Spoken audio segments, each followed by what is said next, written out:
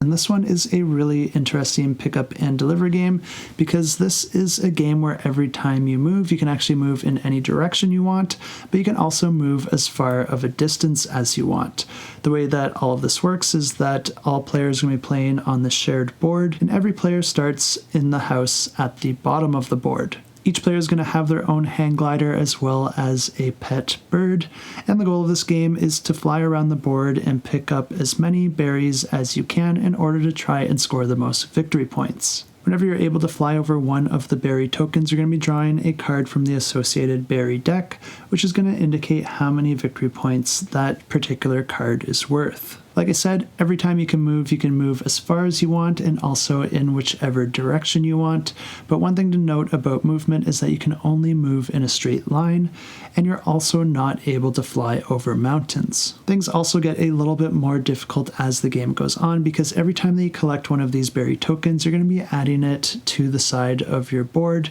and with every berry that you add, you're going to be getting a little bit heavier. If all this extra weight dips you below the tree line, then not only will you not be able to fly over mountains, but you won't be able to fly over the trees either. But the berries do also have another use because you can choose to feed your bird up to 3 berries throughout the game, and anytime you do that, you're going to be moving the berries from the left of your board into the track on the bottom. This not only reduces your weight, but it also allows you to take one of 2 possible actions. You can either get an additional movement during that round, or instead you can peek at 2 of the berry decks of your choice in order to see what the value of the upcoming cards are. But this game plays over a series of rounds where at the start of each round you're going to be rolling a die, and that's going to cause the weather marker to move 1 to 3 spaces up the weather track around the perimeter of this board. Wherever that token lands determines the weather for that round, which also determines how many times each player is allowed to move. Players will be taking turns spending those movements to move their glider along the board,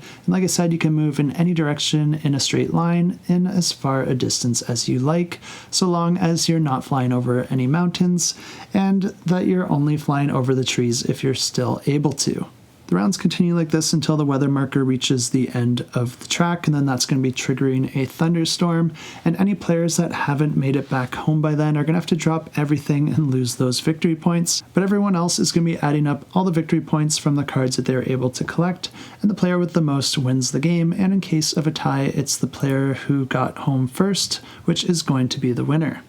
This one is a print and play, which does make it quite affordable, so if you are interested to try this one out, I will have it linked down below, and you can go ahead and follow along if you do want to get notified.